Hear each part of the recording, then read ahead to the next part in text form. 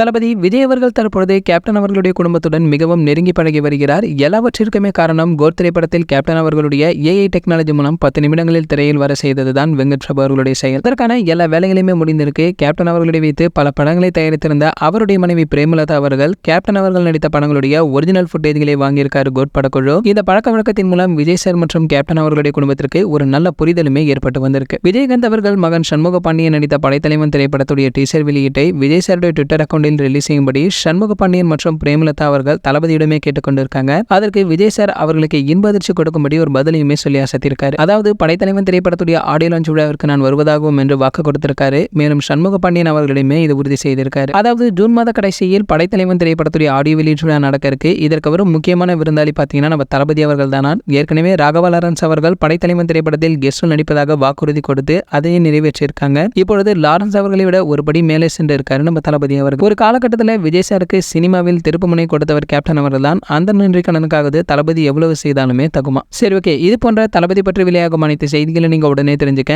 நம்மளுடைய செய்தி துளிகள் நம்ம சேனலை சப்ஸ்கிரைப் பண்ணிக்கங்க. பக்கத்தில் உள்ள பெல் ஐகானை கிளிக் பண்ணிட்டீங்கன்னா நீங்க நம்ம வீடியோவை மிஸ் பண்ணாம பார்க்கலாம்.